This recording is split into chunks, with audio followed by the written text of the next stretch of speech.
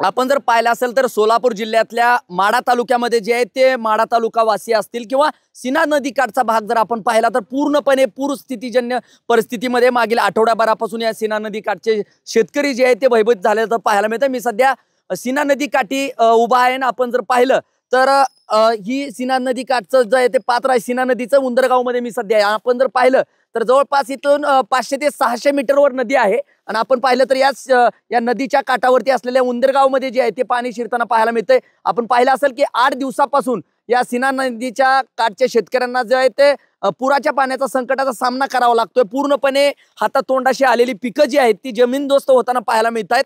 अतिशय भयभीत आणि नुकसानदायक हे विदारक चित्र जे आहे ते TV9च्या माध्यमातून आपण ग्राउंड रिपोर्टच्या माध्यमातून दाखवतोय।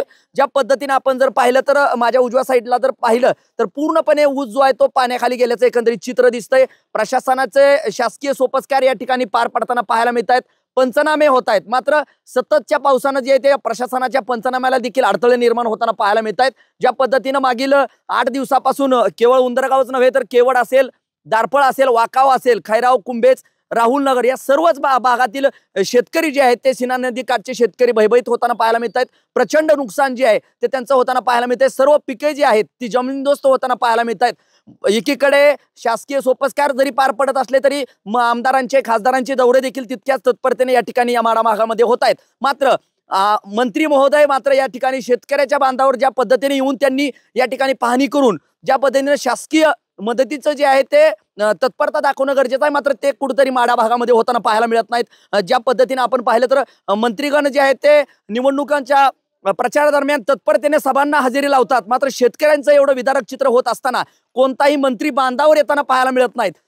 मुख्यमंत्री असोत किंवा दोन्ही उपमुख्यमंत्री ज्या त्या प्रोटोकॉलमध्ये आपापल्या पक्षाच्या कार्यक्रमामध्ये गुंतल्याचं पाहायला मिळते, मात्र शेतकऱ्यांना एकीकडे वाऱ्यावर सोडल्याची स्थिती जी आहे ती आपल्याला एकंदरीत पाहायला मिळते।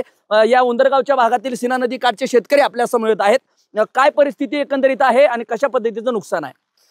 सध्या कोळेगाव धरणातून जो विसर्ग सोडला जातोय तो चुकीच्या पद्धतीने सोडला जातोय, कारण आम्हाला उन्हाळ्यात जे अपेक्षा असते कोळेगाव धरणातून पाणी सोडावे ते त्यावेळेस सोडत नाहीत आणि आता हे सोडले जाते पाणी। त्याचबरोबर आम्ही गावच्या ग्रामपंचायतीने ठराव करून शासनात सुद्धा आम्ही कळवलेलं आहे की बाबा आम्हाला आता पाणी तुम्ही सोडू नका, कारण आमच्या इथे पाणी सोडल्याने आमच्या आतूनच शेतकऱ्यांचे नुकसान होत आहे। तसेच माढा तालुक्याचे लोकप्रिय आमदार अभिजित पाटील यांनी देखील परवाच येऊन भेट देऊन गावातील सर्व नदीकाठच्या पंचनामे करण्यास तलाठी, सर्कल तहसीलदार साहेबांना आदेश दिलेले आहेत। काय नुकसान एकंदरीत झालंय आणि किती शेतकऱ्यांचं या ठिकाणी नुकसान होतंय?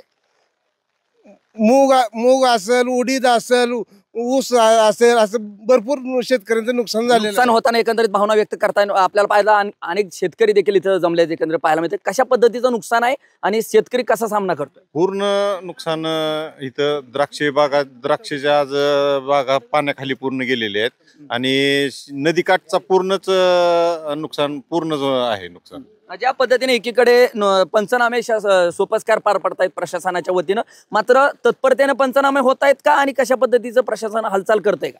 पंचनामे करायला अडथळे भरपूर येत आहेत। सध्या पाणीच आहे त्यामुळे जाताच येत नाहीये आणि सतत 8 दिवस झालं पाऊस चालू आहे आणि तरी पण सांगतायत की दारफळ मंडळात पाऊस झाला नाही, कारण त्यांच्याकडे शासनाकडे आपल्याकडे मोजमाप करण्यासाठी यंत्रणा कमी पडते पावसाची। एकीकडे शासकीय यंत्रणा जी आहे ती शासकीय यंत्रणा कमी पडत असल्याचं सांगताय, मात्र दुसरीकडे इतकी विदारक परिस्थिती सातत्यानं उंदरगाव वासी असतील किंवा केवड वाकाव या परिस्थिती येते। एकीकडे कोळेगाव धरणाच्या अतिरिक्त पाण्याचा देखील प्रश्न उपस्थित होताना पाहायला मिळतो। काय नेमकी प्रमुख मागणी असणार आहे आणि ही परिस्थिती कधी आवाक्यात येईल? ज्यावेळेस गरज असते त्यावेळेस ते पाणी सोडण्यात येत नाही आणि ज्यावेळेस गरज नसते त्यावेळेस पाणी जास्त एक्सेस झाल्यावर सोडण्यात येत आहे। हे शासनाने कुठेतरी या गोष्टीवरती सीना बोगदा जो योजना आहे आपली बोगद्याची त्यावेळेस जो करार केलेला आहे त्या कराराच्या ह्याच्यामध्ये काही त्रुटी पहिल्या राहिलेल्या आहेत, त्या आता दुरुस्त करून घेण्यात यावी एवढी शासनाला विनंती करतो। खऱ्या अर्थानं शेतकरी म्हटलं की जगाचा पोशिंदा मानला जातो, मात्र शेतकऱ्याला त्याच तत्परतेने मदत होताना पाहायला मिळते का? नाही मिळत नाही। त्या दृष्टीने मदत होतच नाही आणि किती जरी पंचनामा केलं, किती जरी आली कोणी भेटायला, तरी जेवढं नुकसान होत आहे ना आता चालूला ते मापात नुकसान भरपाई मिळत नाही। एकीकडे आपण जर पाहिलं तर नुकसान भरपाईचे पंचनामे होत आहेत, मात्र ज्या पद्धतीनं नुकसान आमचं झालंय, हातातोंडाशी आलेली पिकं जी आहेत ती जमीनदोस्त झालेत, त्यात हिशोबामध्ये कसल्याही पद्धतीची नुकसान भरपाई जी आहे ती मिळताना पाहायला मिळत नाही. आपण जर पाहिलं तर राज्यभरातल्या 36 जिल्ह्यापैकी 30 जिल्ह्यामध्ये अतिवृष्टी पुराचा सामना शेतकऱ्यांना करावा लागतोय, नागरिकांना सर्वसामान्यांना करावा लागतोय. मात्र त्या तत्परतेनं ही मदतीचं जे आहे आश्वासन असेल त्या पद्धतीची मदत जी आहे ती तोकडी मदत जी आहे ती शासनाच्या वतीनं आपल्याला मिळतानाच एकंदरीत भावना व्यक्त करताना पाहायला मिळतात. ज्या पद्धतीने आपण जर पाहिलं तर हेक्टरी जवळपास 8,000 रुपयाची मदत जी आहे ती शासनाच्या वतीनं देण्यात येणार आहे. मात्र जवळपास विचार जर केला तर लाखो रुपयाचं नुकसान आणि 8,000 रुपयाची तोकडी मदत असा देखील एकीकडे प्रश्न शेतकरी उपस्थित करताना पाहायला मिळतात. त्यामुळं एकीकडे आपण जर पाहिलं तर सीना नदी काठचा जर पाहिला भाग तर प्रचंड विदारक स्थिती जी आहे ती TV9 च्या माध्यमातून ग्राउंड रिपोर्टच्या माध्यमातून आपण दाखवतोय आणि विदारक परिस्थिती आहे. पूर्ण पिकं जी आहेत ते पाण्याखाली गेलेत. त्यामुळे डोळ्या देखत जे आहे ते शेतकऱ्यांना सगळं सहन करण्याची वेळ जी आहे ती शेतकऱ्यांवर आल्याचं पाहायला मिळतं. त्यामुळं तत्परतेनं शासकीय सोपस्कार तत्परतेनं पार पडून शेतकऱ्यांच्या हातात प्रत्यक्षात मदत मिळवून देणं तितकंच गरजेचं आहे. माझा सहकारी कॅमेरा पर्सन बाळकृष्ण गायकवाड, मी संदीप शिंदे, TV9 मराठी, सीना नदी काठ, उंदरगाव, माढा, सोलापूर.